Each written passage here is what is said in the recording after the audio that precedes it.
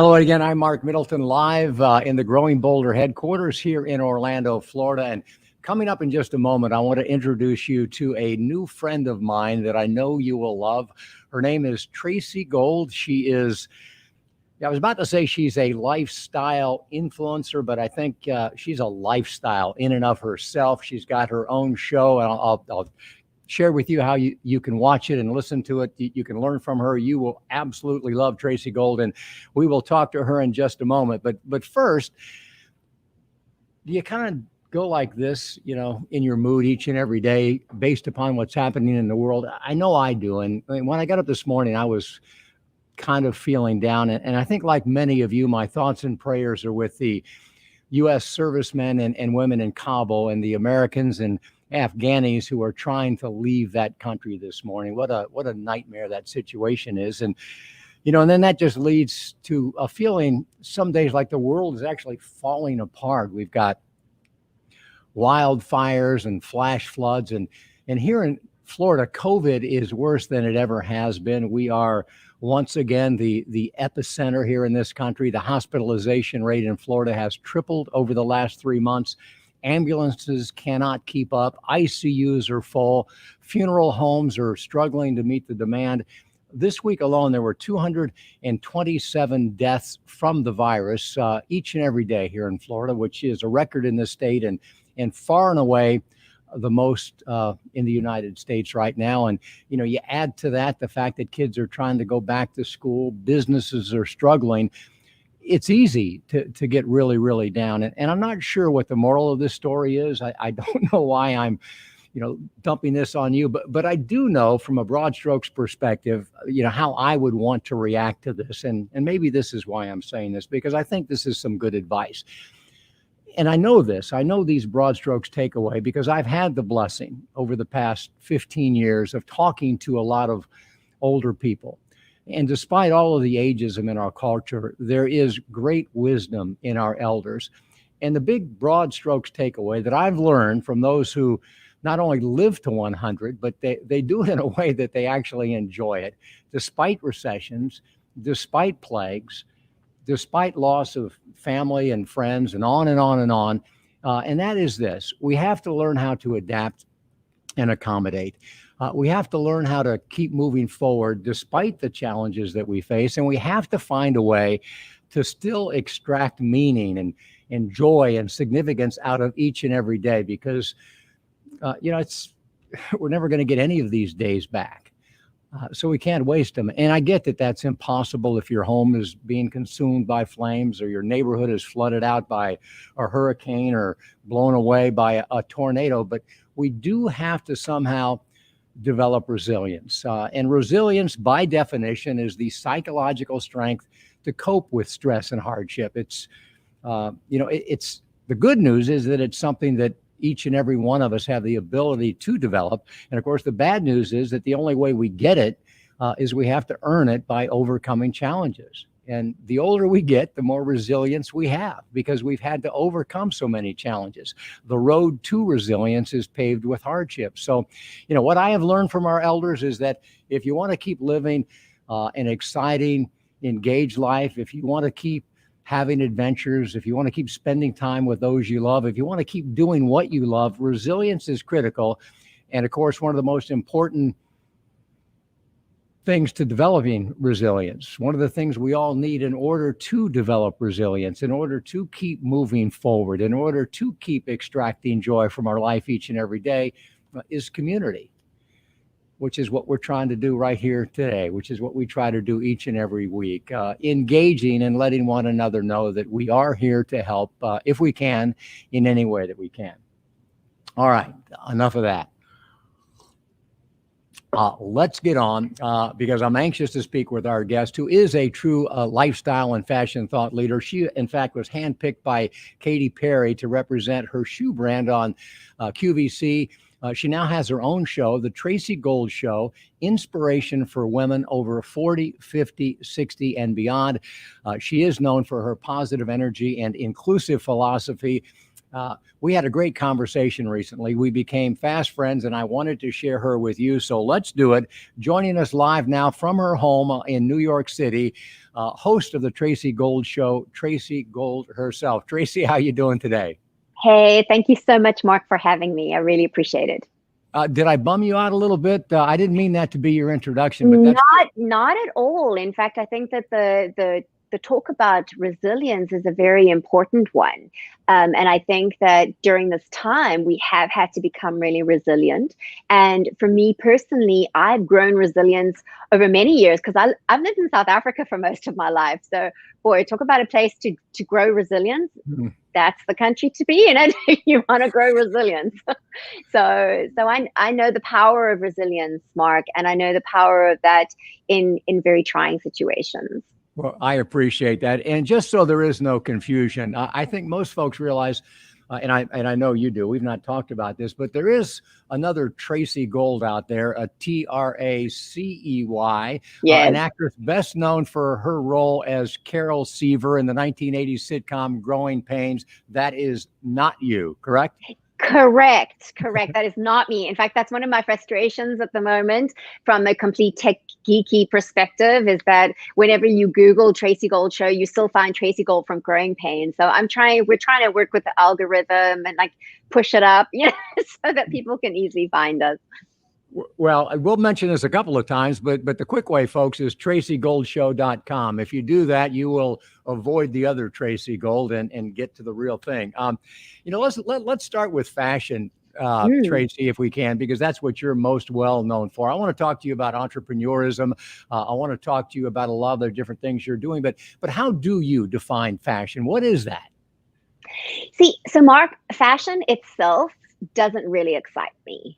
Using clothing to help people to create a look that represents who they are, that gets me going. That's to me what fashion really should be. And I'm very happy to say that I'm seeing that increasingly becoming true. Because of COVID, the whole fashion industry pretty much collapsed. And I think now, instead of seeing all these must-have trends and, you must have this for this season and must have that for that season, and fashion really dictating to people what they should wear, we're starting to see a massive emergence of personal style. We're starting to see people become far more conscious and aware of what it is that they're buying and where it's made and what the true cost of that item is, because when we buy a cheap t-shirt, where is it being made and at whose cost is that being made? So I'm seeing a massive shift. And to me, it's really, really exciting. The fashion industry, and I think fair to say, many fashion influencers in general can make us feel too old, too heavy, too short, not enough in many different ways. And Tracy, this is one of the things I like about you. You seem to be in favor of everybody in the state and the shape and the form and the age that they are at this moment. Absolutely, Mark. I mean, to me, their beauty comes in all different shapes, sizes, ages, complexions, body shapes, you name it. And, I have this weird thing. So I used to be a personal stylist for about 17 years, and I've worked with all different shapes and sizes. I mean, South Africa is very diverse in culture, in race, in body shapes, and like you name it, it's very multicultural. And so I had a really good lot of years experiencing different body shapes and different people. And I consulted with both men and women. And, for me, when I look at somebody, I'm sorry, I live in New York, so you're probably hearing that siren, right? Anyway, when I look at somebody, I see their beauty. And I think in the beginning, when people would meet me and I would talk about that with them, they didn't really believe me until they were around me for long enough, because I really do see the beauty in every person. And for me, my job was to help to draw that out. For me, it was about finding clothes and a hairstyle and makeup and that kind of thing to represent who they are, not for them to replicate a me or any other fashion icon or any other person for that matter, but to really find their own beauty. And what I found was so interesting is that when I taught people how to dress for their body shape, it changed their relationship with their body. Because so many times, especially women, we look in the mirror and we see all the things that we don't like, and we dress to try and cover those things up. We don't actually end up covering them. We end up making them look bigger, but we try and cover them up. And what does that do? That puts all of our focus on the parts that we don't like. However, when we flip that on its head and say, well, what is it that you do like, and start to focus on the things that you love about yourself and dress that, our own focus can change. And then the way people see us changes. It's an incredibly powerful thing. And I think it's time for people, both men and women, to embrace what they have and appreciate what they have. It almost seems like, if there isn't already, and there may be, that there could be and maybe should be some form of fashion therapy. I mean, dressing in a way that helps you feel good about yourself. Yeah, well, that was always my approach, Mark. So, I kind of say, if I wasn't going to do what I do, I probably would have become a psychologist. So I also have a counseling background. I was a lay counselor for probably about 10 years. And so I've learned how to see beyond just what is the said and the upfront. And I think also intuition. I use my intuition a lot. I get a sense of somebody, and I really like to dive deep into who they are with a profound sense of respect. And I do the same on my show. Like many people think, when they see my show, they think that I have a whole bunch of notes with me. In fact, I was interviewing somebody who was a former journalist in her, past life. She was actually Emmy. She's the first iconic plus size supermodel from the 80s. She's an incredible woman. And she said to me afterwards, she goes, Tracy, where are your notes? Because I don't see them. I'm like, Emmy, I don't have notes. I don't work that way. I work from a place of intuition. I want to hear your story. I want to listen to you. I want to see the beauty in you and help to draw that out. I don't know how old you are, Tracy Gold, but I'm going to guess you're somewhere in your 40s, which in general, especially with women, but I think with guys as well, this is when all of this ageist messaging in our culture begins to kind of, really impact us, because we've grown up hearing it, we've seen it, and I think we can all agree that there is a good deal of ageism in the cosmetics industry. Not everywhere, but many brands market to our insecurities. There is anti-aging this and anti-aging that, promises to make women look younger in just 60 days if you'll buy their $200 cream. They raise their profits by lowering our self-esteem. And, heaven forbid that any of us should have to live with crepey skin, which I think is probably a pretty natural part of aging. With companies spending billions of dollars every year, really making us afraid to look in the mirror. Do you think we'll ever get over that? Do you think we'll ever get to the point where we can look at older adults and see their beauty, or is that just the pipe dream of some deluded optimist? I don't think it's a pipe dream at all, Mark. I think the power is in the consumer. So for me, I've really been encouraging women to step up and take up their power in the purchases that they make. There are brands, absolutely, that are trying to play on our insecurities. That is very real. But if we keep buying from them and we keep taking on that BS, then they're going to keep doing it. There's nothing like hitting a brand in the wallet. Hit them where it hurts.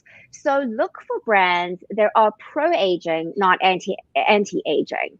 Look for brands that are representing people like Jane Fonda, people like Helen Mirren, people that we admire, that we want to look like, that we want to be like.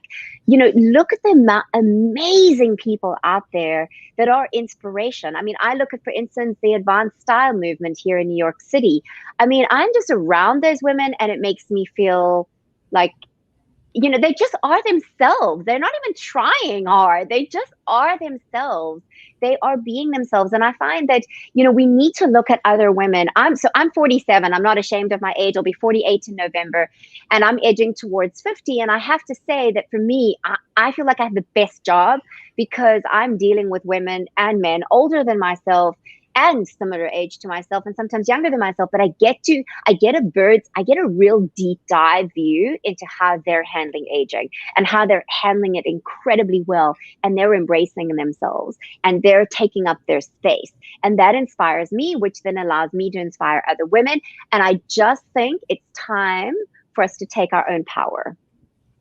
I love that. We obviously live in a culture in which many women, actually live in fear of their very first gray hair. I'm guessing you've already reached that. Fortunately, I never allowed myself to worry about losing my hair. So when it turned gray, that wasn't even an issue.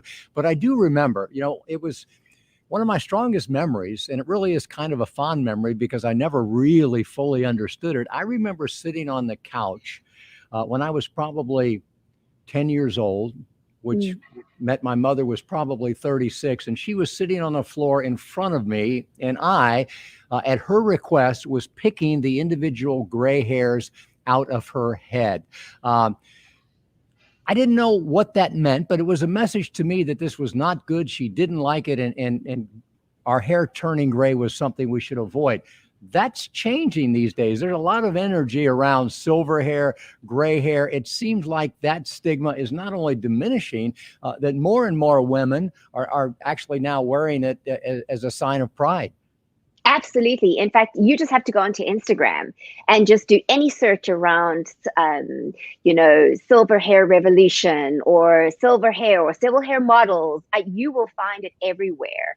And I think also, Mark, for those of us, during COVID, now I know depending on your state, where will depend on what's happening in your state as far as COVID is concerned. But for many women during lockdown, they stopped coloring their hair. And they actually discovered they quite like it. Then was a good time to let it all grow out, right? And to stop coloring. And let me say that I don't judge women who color their hair. I personally don't color my hair. So this is my natural color. And I have gray. I mean, I have it, like I call these my horns, actually, if you can see really up close. I call them my little horns, which I wear with pride, let me tell you. I actually am enjoying those gray streaks because it's making my color more bright. And I remember my dad went white gray in his 30s. So I kind of had a different kind of, I didn't really see it as an old thing. I just saw it as like, oh, wow. And he had beautiful hair. He had lots of it. He didn't lose his hair. So he had this beautiful, bright white hair in his 30s. And I thought it was fabulous. So I think it depends. But for many women, there's even shame. There's shame around going gray. It's like the first sign of aging. I'll never forget, Mark. I went for a facial one time, and it wasn't a salon that I chose to go to. It was somebody I was thinking of collaborating with. And these young women in their 20s, the woman who was doing my facial in her 20s, and she's working on my face. And then she says to me afterwards, she says, yes, we can see signs of aging. I'm like, of course you see signs of aging. I'm in my freaking 40s. I mean, but it was ridiculous. And it was like as if she was saying it was something to fix. So we've got product that can give, for the signs of aging. And I was like, well, of course I'm aging. What is the big deal about that? I think that we need to I feel like there's a middle ground. Yes, society is telling us these things. And I think, I loved our conversation about you saying, I didn't want to believe that I had to age in the way the culture was telling me to age. And I believe that. I think we have to buck the system. But I also think that we need to choose the messaging, and we can change that messaging. And if ever it was true, now is true. Because if you look on Instagram, if you look on, I know models that are in their 50s and are killing it, absolutely killing it. Silver Disobedience, Deborah Darling, the whole advanced style movement. I mean, there's just, Accidental Icon. I mean, there's just Iris Apfel. She's in her 90s. She's one of the most famous women. Like, come on, if they can do it, so can we. We don't actually have to be on the cover of a magazine to make an impact. And what you mentioned, the advanced style movement, which is, I think, our mutual friend Ari Seth Cohen's deal. And I Yes. love that because, Iris Apfel and others, they are so far out there, but it is their own personal style. And then there's every Yes. little different gradation on down to, just wearing a pair of jeans and a t-shirt. But I know that's what you do. And folks, we are talking to Tracy Gold, who is the host of the Tracy Gold Show. But beyond that, Tracy, how do you describe yourself? Because, as I was introducing you, I was thinking, is she an influencer? Some people don't like that term. When people ask what you do, how do you describe yourself? Yeah, I'm multifaceted and I do various different things. So, I'm a YouTube influencer. So from a YouTube fashion perspective, I am an influencer. I grew my channel from 600 subscribers to over 20,000 in under 2 years. And I did that because I started focusing on women over 40, right? And I recognized that many of us were not being spoken to. And, I just want to quickly tell you a little backstory. When I started my YouTube channel, I was in South Africa. And so I felt I could see through the analytics that I was reaching, kind of middle-aged women in America, but I didn't know how to reach more and I didn't know how to extend that reach. And so I went and I did a whole bunch of YouTube training, really geeky behind the scenes stuff. And one of the big things that came across was you need to find your niche or your niche, whichever way you want to pronounce it. And I was like, because fashion is a huge topic, right? I mean, it's really, really big. And I went to Zumba dance class and I was Zumbaing and I'm telling you, Mark, it came at me like this thing between my eyes. It flew and hit me in the right in the middle of my eyes and said, women over 40. You have to focus on women over 40. And I was like, no. I mean, I almost went home and cried.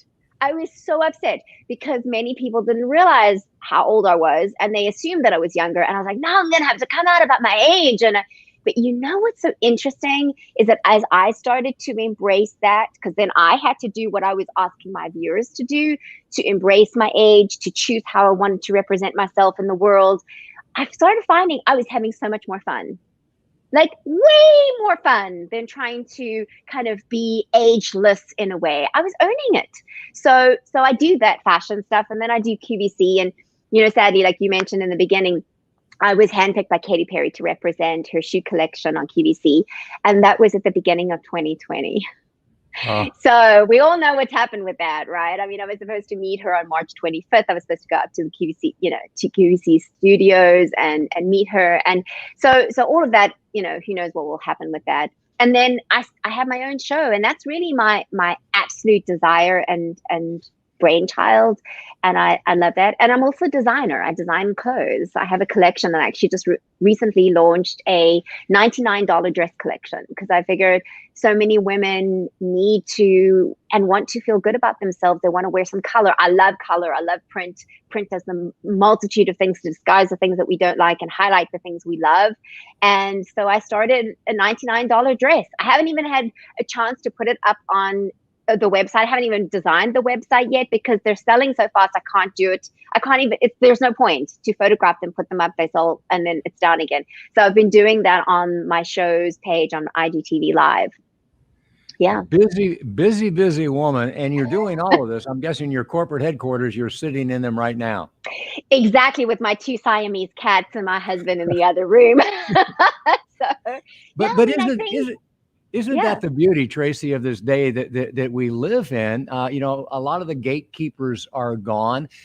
Individual entrepreneurs like yourself are enabled. We have the ability, the technology to reach out and connect directly, to market our message, to sell our stuff to people. How has your entrepreneurial journey been? I know you're really big on Instagram. Has there been any one thing that you can share with us that you think has really kind of helped ignite the Tracy Gold brand more than anything else? Wow, that's a really good question, Mark, because if I look at what's happened with my show, I mean, I started my show, I remember it was actually just at Easter time. My husband had this idea and he said, Trace, I just feel like you should start your own show. And I just knew it was inspired. I knew I had to do it. And I had no plan, Mark. And I'm a planner. Let me tell you, I have an A to Z like plan, and then I have an extra, I have a backup plan. I have several different backup plans. I had no plan. And I just knew that I needed to start it. And I started it on Instagram. I chose Instagram because I'm seeing the massive growth on Instagram. YouTube has changed a lot. YouTube is just, I went from getting thousands of views. One of my videos has over 650,000 views to, I'm lucky if I get 500 views now on a video. They've just changed the algorithm. It's incredibly difficult. And even to my own subscribers, and many of my viewers weren't even subscribers. So I have no contact. Like that's the big lesson I learned, is don't hand your power over to social media, because they can pull the carpet from out underneath you at any time. I built my YouTube channel as a business, with the intention of monetizing it. And the second I started monetizing it, boom, they pulled the carpet out from underneath me. So, that's been a big lesson for me. So, but back to my show, I started my show on IGTV, and then I was contacted by Binge Networks, and they said, we want to take your show onto over 100 platforms, onto 1.4 billion smart televisions around the world. And it has its own app on Amazon Fire TV. It's going to have its own app on Roku, LG, and Samsung. So it's kind of a hard thing, because you start out and you can have a plan, but you never really know what's going to take and which direction it's going to take it in. So I just believe in going with faith and stepping forth and knowing what it is that I'm called to do, and just doing it one day at a time. I love that. I did an interview yesterday, Tracy, with a extremely successful restaurateur who is, now has this nonprofit to, help the food insecure younger people and older people. And his advice was, and I asked him, what advice do you give the young entrepreneurs? And he said, don't have a plan, have a purpose. If you have a purpose, the plan will reveal itself as you move forward. And, I love that. And since you mentioned your show, TracyGoldShow.com. And folks, you can go there and you can see all of the different shows that she has. And as you scroll through them, you will notice that there is one of her guests and I think each show you have one guest. One of her guests is much different than all of the others. Am I wrong? But is there only one guy who has ever been on your show? There is one guy. I have a couple of guys coming up, though. Yeah, I think you've broken the mold, Mark. Yeah. I'm proud to be the first. It was an interesting conversation, and it was great. So tell us about the show. You drop a new show each and every week, but then you archive the rest. I actually drop 4 shows a week, Mark. Oh my God. I'm on a crazy schedule. Yeah. So I have shows Tuesdays to Fridays. And so if you want to watch it, you can go to TracyGoldShow.com. As Mark said, that's an easy way to go. Also, you can download the Binge Networks TV app on any device. So whether that be your cell phone, you can go onto your laptop, you can go into your smart television, and you can search Tracy Gold Show and you will find it. In fact, the banner is up at the moment, so you'll find it very easily.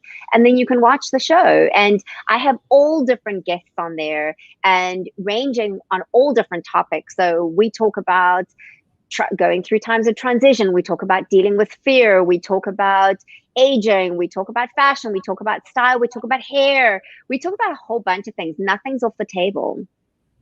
I love that, folks. You should check it out.